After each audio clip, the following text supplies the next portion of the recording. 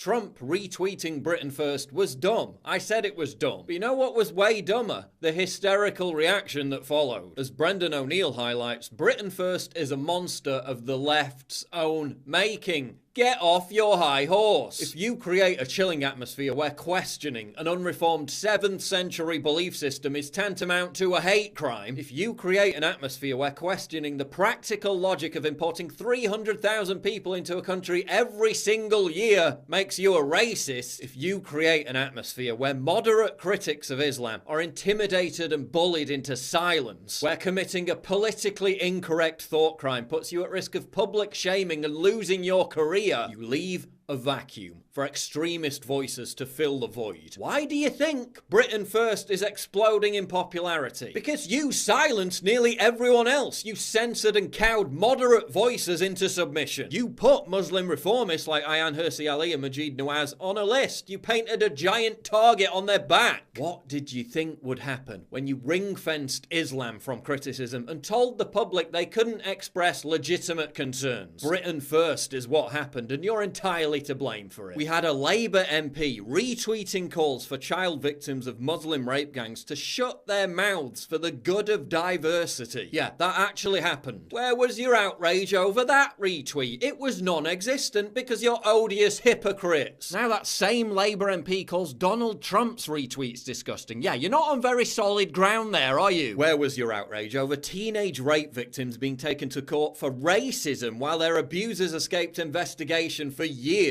Where was your outrage over police being told it's not practical to investigate actual crimes while they have plenty of time to investigate offensive tweets? Where was your outrage about actual ISIS jihadists being allowed to re-enter the UK? Where was your outrage over ISIS jihadists being given taxpayer-funded houses and therapy? Better watch those offensive Facebook posts. Oh, but if you're an actual terrorist, come on in. Sadiq Khan's outraged. Is he outraged over soaring violent crime levels in London? Is he outraged about acid attacks and stabbings becoming commonplace? Is he outraged about the 30,000 Islamist extremists currently roaming the UK? No, he's outraged over Trump's dumb retweets. We've had 3 terror attacks in London this year alone, and what is he giving speeches about? London needing a range of toilets to reflect gender diversity. If only Sadiq Khan was as outraged about the crime and terror that plagues the streets of London as he is non-gender diverse toilets or Donald Trump's friggin' retweets. And then there's Theresa May. The EU is trying to sabotage the democratic mandate she was entrusted with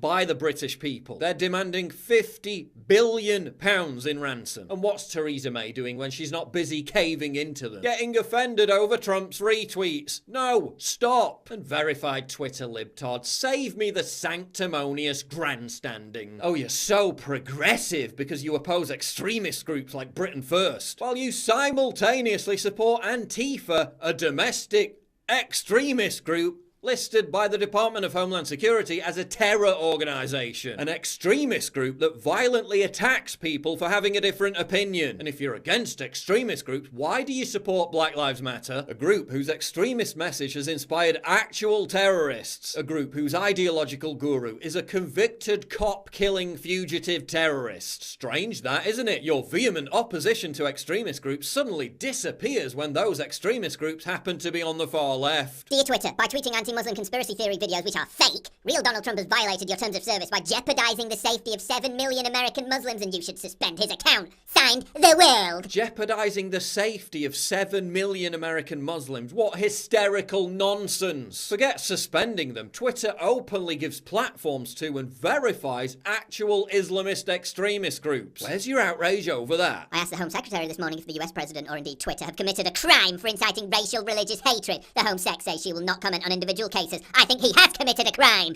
Give me a break. The leader of your party called Hamas and Hezbollah his friends. The Labour Party is full of actual anti-Semites. Your colleague tells child rape victims to shut up for the good of diversity. Oh yeah, and Islam? Still not a race. Delete your account. Newsflash. Trump retweeting 5-year-old videos didn't kill anybody. Nobody got hurt. 411 people got hurt in the UK this year alone as a result of Islamic terror attacks. 34 of those people are dead. And yet, what are you all infinitely more angry about? Trump's frigging retweets. Get some damn perspective. And if you actually want to oppose extremism, stop amplifying Britain first by silencing everyone else.